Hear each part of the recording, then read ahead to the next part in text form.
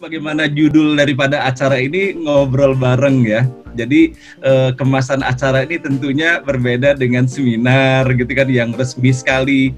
Nah sebetulnya kan kalau ngobrol di sini walaupun di dalam posternya cuma ada foto saya, Mas Dwiki dan Mas Fahri, namun prakteknya sebetulnya sebanyak 163 orang pada saat ini kita itu ngobrol bareng. Jadi nanti bisa nimbrung kalau seandainya ada yang perlu disampaikan. Jadi bagaimana kita menjadikan acara hari ini serileks dan sesantai mungkin, namun dengan tetap benang merahnya kita menarik makna dari apa yang kita bicarakan pada siang hari ini. Nah, sebagai informasi terutama kepada adik-adik mahasiswa dan mahasiswi ya, kalangan milenial, kalau seangkatan saya, seangkatan Prof. Suharyadi dan sebagian dari peserta Bapak dan Ibu dalam forum ini, tentu saja mengenal erat ya Mas Dwiki ini. Bagaimana beliau masih sangat muda ketika itu pada tahun 85 kalau nggak salah Mas Dwiki ya.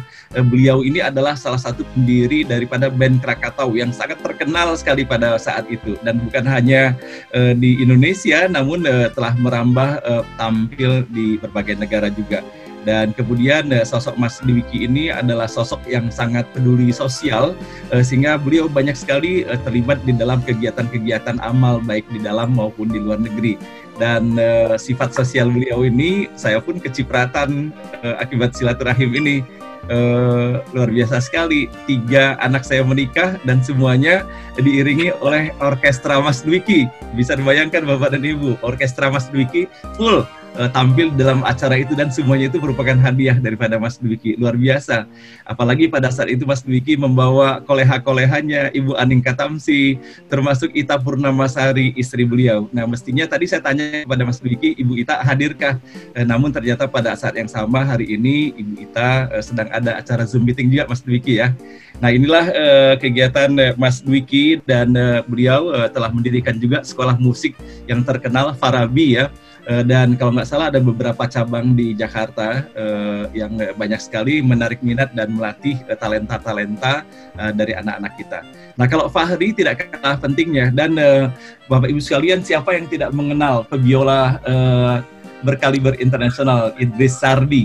Nah kalau kita berbicara Idris Sardi, maka titisan Idris Sardi dan murid langsung dari Idris Sardi itu inilah yang namanya Mas Fahri.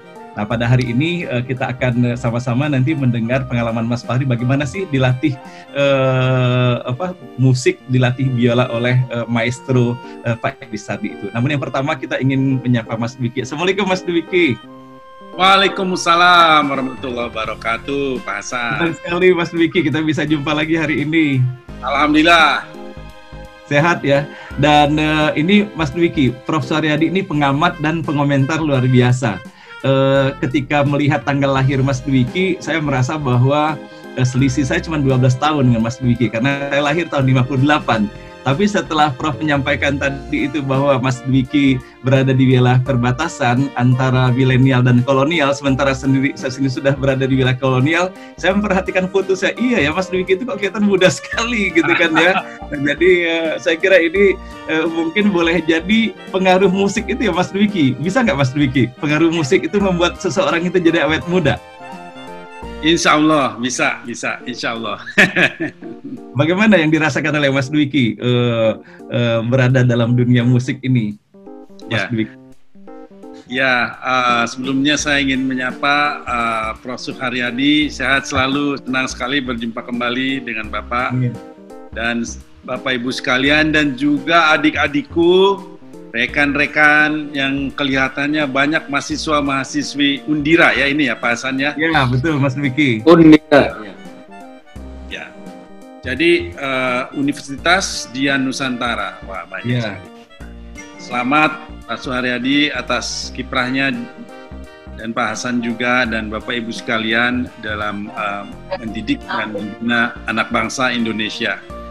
Dan ya tadi pertanyaan Pak Hasan ini luar biasa. Pak Hasan, sebetulnya musik bagi saya adalah bagian dari sesuatu yang saya jalani, sebagian dari kehidupan spiritual saya. Karena saya menempatkan musik sedari awal sebagai bagian dari suatu spirit dalam kehidupan, satu spiritual yang keluar dan ke dalam, dan musik harus digunakan untuk kemaslahatan, untuk kebaikan, dan itu yang mungkin tadi jawabannya mungkin alhamdulillah. Kalau dibilang awet muda, alhamdulillah, alamin, terima kasih. Dan saya tidak jauh-jauh sama Pak Hasan sebetulnya di perbatasan ya. Dan saya mau izin untuk ice breaking sebentar kalau diizinkan. Sebelum kita mulai, boleh putar video saya untuk dinikmati. Boleh, silakan Mas Dwiki. Dan Mas Dwiki, perlu kami sampaikan bahwa waktu untuk Mas Dwiki hari ini unlimited. Jangan. Nanti kelewat asar. Terima kasih atas waktunya. Video ini 5 menit lebih tidak apa-apa ya Pak Hasan ya, supaya silakan Mas Dwiki. Relax dulu. Saya boleh mendapatkan izin share screen ya, berarti. Coba. Oh ya, sudah boleh. Baik.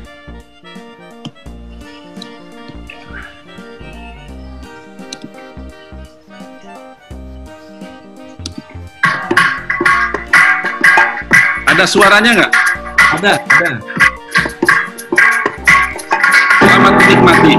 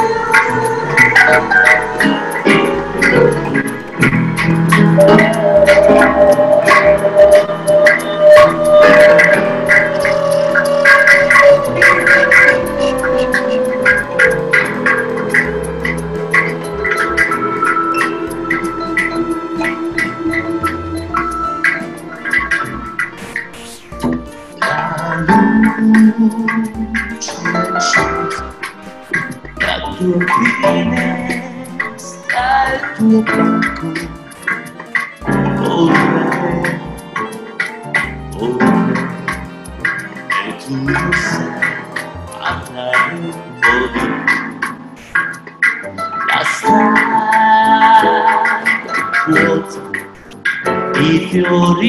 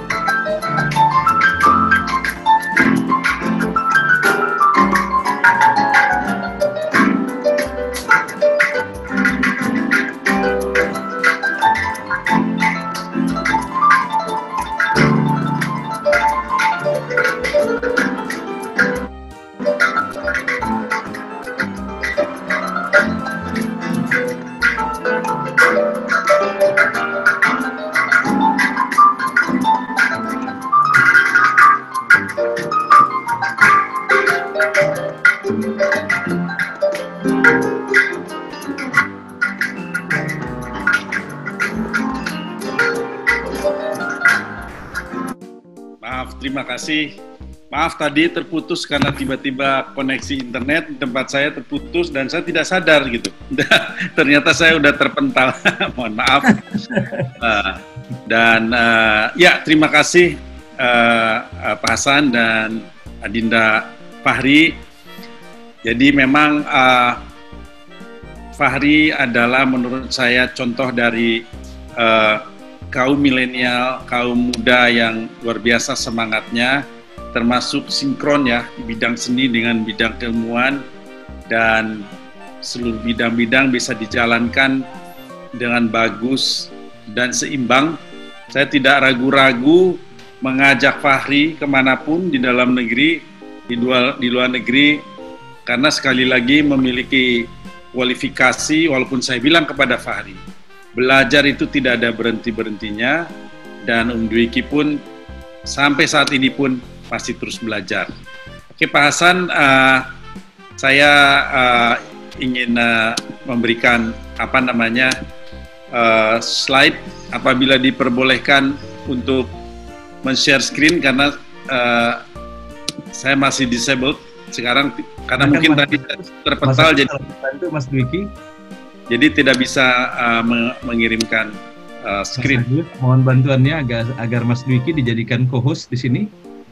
Ya. Ya mungkin. Mas Agus ya. Monitorkan. Sambil menunggu Mas Agus, saya sambil bicara. Siapa Hasan? Mas Agus tolong Mas Dwiki agar beliau bisa share screen ya. Ya. Sudah Pak. Oke, sudah ya. Oke, baik.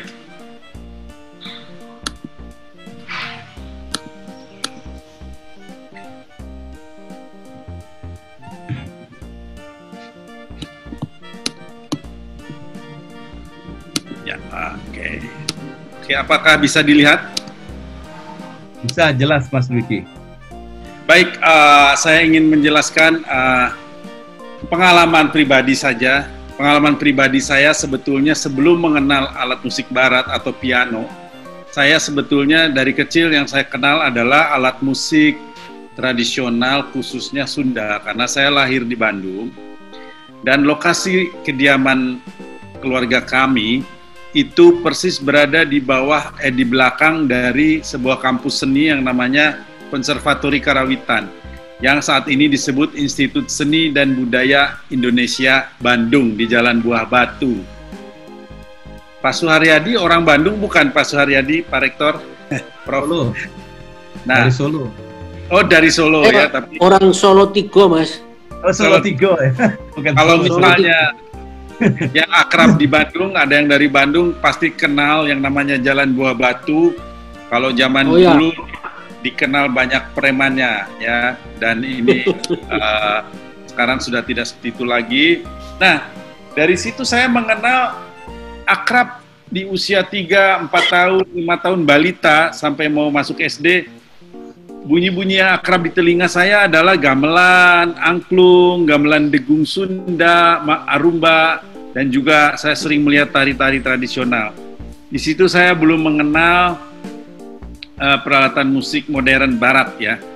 Sampai akhirnya ceritanya pada saat usia balita itu menurut dokter, ibunda saya dikasih tahu bahwa motorik halus saya itu kurang bagus. Seperti saya kalau memegang sesuatu itu gampang jatuh gitu, kurang kuat dan sebagainya. Jadi ibunda saya berpikir sendiri, apa belajar biar dia belajar piano ya agar motorik halusnya bagus karena kan jari-jari gitu. Terus saya agak pemalu sekali katanya. Pemalu dan ibu saya ingin memberikan kepada putranya sesuatu yang sehingga menjadi self-confidence atau percaya diri gitu. Saya juga nggak tahu waktu balita, waktu kecil saya pemalu banget gitu. Mungkin kalau lihat orang dewasa saya lari ke belakang, takut, pemalu. Nah, akhirnya diberilah saya hadiah piano dan saya mulai belajar piano di usia 7 tahun. Dalam perjalanan waktu, karena saya memang mempunyai dasar kenal dengan budaya tradisional, ketika saya sudah malah melintang di dunia musik, akhirnya musik ini menjadi jalur bagi saya untuk melakukan diplomasi budaya, merangkul dunia lewat musik. Jadi di sini saya perlihatkan kita memang harus berani dan harus berbangga diri ya. Tetapi bukan untuk sombong, tapi harus namanya percaya diri. Itu ibu saya yang selalu sampaikan dan doanya diberi sejak kecil. Robis rohli sodri wayasirli amli waktul udatam milisani yafkohu qawli. Itu dari saya kecil banget sudah diberi doa itu sebelum saya main piano, sebelum saya festival piano, dan akhirnya itu terbawa-bawa ketika saya kemana-mana sampai diinterview oleh sebuah majalah internasional Downbeat. Darmawan Promotes Indonesian Culture. Interview ini hanya 2 dari sekian banyak majalah cetak maupun online di mana saya mendapatkan special interview beberapa halaman. Saya memberi nama dengan teman-teman grup musik pertama kami Krakatau karena ingat debu Krakatau itu waktu meletus, debunya itu sampai ke Eropa Utara, sampai kemana-mana, sehingga kita ingin dengan bermain musik seperti debu yang terhembus oleh letusan Krakatau itu berkeliling dunia debunya. Jadi ke bawah itu inspirasinya, sehingga diberi nama Krakatau. Selanjutnya, waktu saya masuk kuliah sebetulnya, di mana saat itu saya sudah mendirikan band Krakatau itu sejak SMA bersama teman-teman. Tapi saya kemudian ingin jadi diplomat karena saya pengagum berat dari Kiai Haji Agus Salim, saya pengagum berat dari Bapak Adam Mali, dan termasuk mantan rektor saya di Universitas Pajajaran, mantan dekan Fakultas Hukum, di mana sebelum saya masuk beliau sudah tidak di situ, yaitu Profesor Mokhtar Kusumaatmaja. Bahkan kepada almarhum Pak Ali Alatas pun saya sangat kagum. Jadi saya bilang, saya ingin seperti beliau-beliau itu. Jadi maka saya masuk hukum internasional dengan keinginan menjadi diplomat. Tapi ternyata musik membawa saya lebih intens dan lebih serius, sehingga saya berubah haluan menjadi diplomatnya lewat musik. Karena saya yakin musik itu bisa memenangkan hati dunia. Apalagi kepada negara seperti Indonesia, harus mempunyai diplomasi yang bergerak luas dan bersahabat. Prinsip bebas aktif adalah landasan utama yang dijadikan pedoman. Namun, bebas aktif saja tidak cukup di dalam politik luar negeri, menurut saya. Harus ada kreatif dan inovatif, yang merupakan bumbu penyedap yang menambah cita rasa Indonesia berdiplomasi. Jadi inilah yang dinamakan secara tidak langsung saya praktekkan adalah yang namanya second track diplomacy.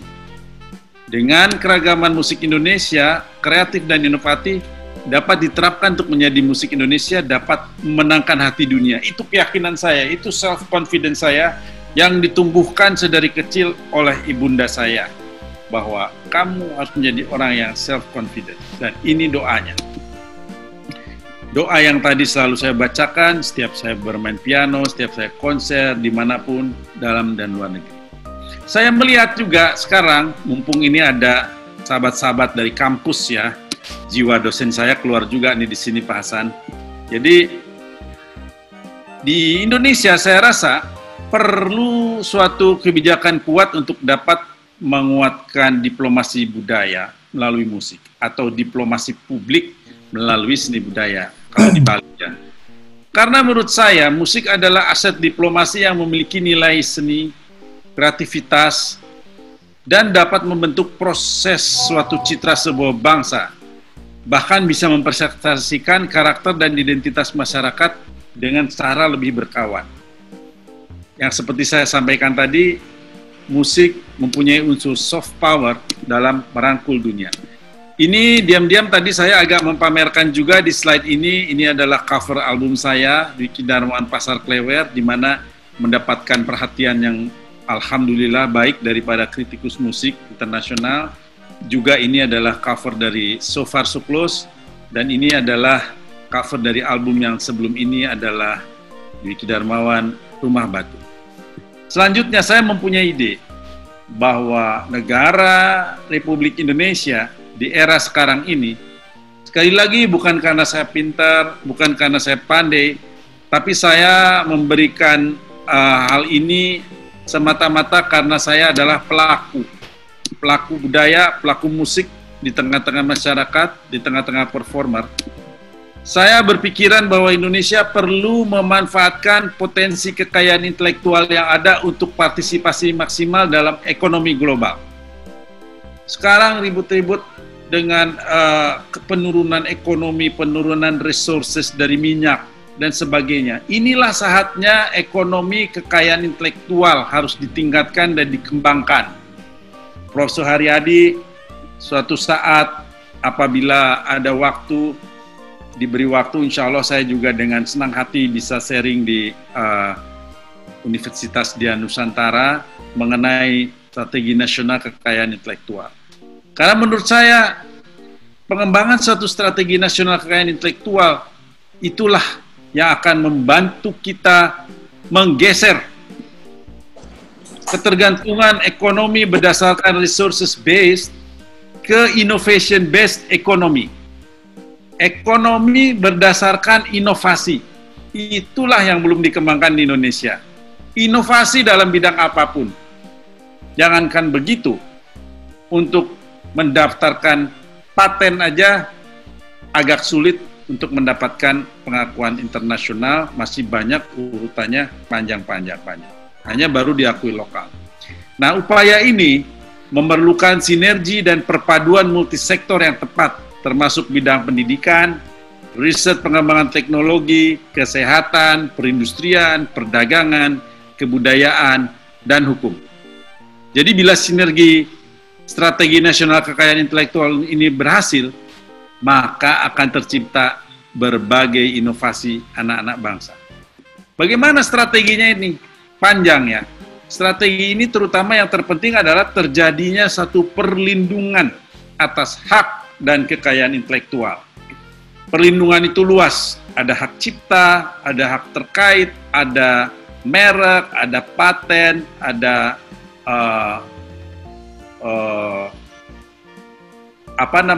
geografis ya, di mana misalnya ada kopi luwak, ada dan sebagainya. Nah, itu semua memerlukan suatu perlindungan hak kekayaan intelektual.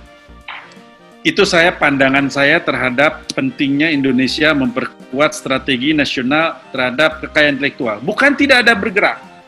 Indonesia sudah bergerak, menurut saya sudah bagus, jauh lebih bagus lagi. Bahkan Undang-Undang Hak Cipta pun sudah diperbarui tahun 2014 nomor 28 dari yang sebelumnya tahun 2002. Namun implementasi daripada itu semua kan belum sepenuhnya bisa terpenuhi. Balik lagi ke musik. Nah, dalam perjalanan saya bermusik, saya banyak mengangkat unsur kekuatan tradisi Indonesia, Pak Hasan, adik-adik sekalian. Indonesia itu kaya dengan Bhinneka Tunggal Ika. Itulah sumber inspirasi kami, sumber inspirasi kita yang tidak ada habisnya ya Mas Fahri, yang itu karunia Allah Subhanahu wa Ta'ala menurut saya yang diturunkan kepada Indonesia, di mana kalau cari inspirasi bagi saya sehari tidak cukup karena sumber inspirasi adalah keragaman budaya Indonesia sendiri. Saya mempunyai prinsip traditional music is not the past, is not the past music, but is the future of my music. Karena saya selalu mengolah kekuatan tradisional itu menjadi satu aransemen baru, menjadi suguhan baru. Dalam era global, juga musik itu terjadi kejenuhan. Tidak hanya musik yang terjadi kejenuhan, nilai-nilai kemanusiaan diakibatkan oleh kompetisi global di berbagai bidang, ini disadari penting komunikasinya yang lebih manusiawi. Perlu dilakukan lewat diplomasi musik. Karena musik itu lebih terbuka dan saling menghargai. Saya meyakini musik bisa menjadi penyelamat dalam kejenuhan era global kita. Tidak hanya sebagai alat diplomasi publik, tapi juga dalam konteks yang lebih luas. Oleh karena itu saya sempat mendirikan apa yang namanya World Peace Orchestra. Di mana World Peace Orchestra itu saya menjadi komposer dan konduktornya sekaligus leader. Tapi banyak musisi dari 5 benua yang terlibat, dan ketika saya konser di mana-mana, musisi-musisi itu yang menjadi musisinya datang, kita berkumpul di suatu negara. Kita pernah main di Kroasia, pernah main di China, pernah main di Prancis, Jerman, pernah main di South Africa dan negara manapun, sehingga tidak usah repot-repot selalu harus berbiaya tinggi dari Indonesia. Tapi yang terpenting di sini adalah ada nilai, ada value. Jadi seperti saya sampaikan ke Pak Hasan tadi, saya ini bermain musik itu sebetulnya bukan sekedar cari uang. Ada rezeki, uangnya alhamdulillah disyukuri. Tapi yang terpenting bagi saya adalah nilai, adalah value dari apa yang saya lakukan di musik tersebut. Dengan begitu saya merasa ini adalah bagian dari ibadah, bagian dari spiritual, tidak hanya menjadi entertainer atau penghibur, tapi saya lebih suka menjadi penghibur spiritual bagi setiap insan. Oleh karena ini, saya meyakini musik memang menjadi alat pemersatu masyarakat secara luas, karena mempunyai pengaruh yang mendalam bagi setiap individu yang merasakannya. Hal ini tentu saja merupakan angin segar bagi dunia diplomasi, apalagi jika dengan diplomasi macam ini, negara bisa terhindar dari serangan negara lain. Maka saya bisa mengatakan bahwa budaya itu adalah merupakan suatu ketahanan bangsa.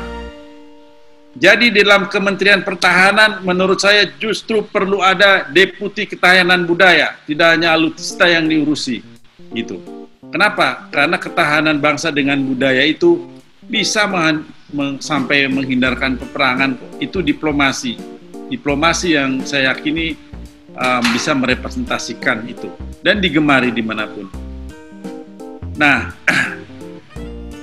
masyarakat di luar Indonesia, bagi Indonesia saya mengalami lebih menghargai musik yang original dari kita, yang berbasis root of identity, berbasis mempunyai akar budayaan dari bangsa kita sendiri, karena bagi mereka itu adalah unik ya, unik. Itu pengalaman pribadi. Jadi waktu saya cerita Krakatau itu yang tadi dibilang Pak Hasan sukses, tapi belum sukses ke luar negeri ketika belum menyentuh tradisional Pak Hasan. Selama 5 tahun itu hanya berkutat di dalam negeri, sampai suatu saat di tahun 1993 kita merepresentasikan Mystical Mist, sebuah album kolaborasi dan tradisional Sunda. Dari situlah kita bergerak ke mancanegara karena mengangkat keragaman budaya Indonesia. Nah, di satu sisi juga kita melihat pentingnya satu edukasi seni budaya karena sekarang ini jangankan mengandalkan kepada kurikulum nasional yang sudah begitu dikesampingkan. Yang penting kita berbuat saja. Saya tidak mau mengeluh-mengeluh, tapi karena kurangnya ekstrakurikuler di sekolah-sekolah, karena kurangnya perhatian pemerintah, DPR dalam kurikulum seni budaya atau kurikulum musik di pendidikan dasar. Jadi ya membuka suatu lembaga pendidikan musik atau kursus yang dinamakan Farabi itu adalah satu solusi bagi masyarakat yang ingin saya berikan kepada masyarakat tentunya. Dan ada satu hal lagi yang saya alami adalah musik menyatukan kita. Bagaimana tidak? Di Krakatau sekarang saja yang etnik. Saya Muslim. Fahri tahu kan Om Prabudi Dharma yang basis kita, yang sangat senior, itu adalah Buddhis ya. Kemudian Om Gary Herb Siwalete itulah orang Ambon Sunda yang Kristen Protestan ya, Nasrani lah. Kemudian tentunya ada kolaborator kita juga yang dari umat Hindu, ada kolaborator kita juga yang dari umat Konghucu dan sebagainya, karena kita sering berkolaborasi. Saya merasa bahwa musik menyatukan kita. Dan di dalam kondisi pandemi sekarang ini juga kita mengalami musik menyatukan kita. Tadi saya merepresentasikan video live from home. Itu tadi untuk Bapak Ibu, teman-teman sekalian, saya umumkan di sini, editor videonya juga Fahri itu. Jadi Fahri itu mungkin talenta.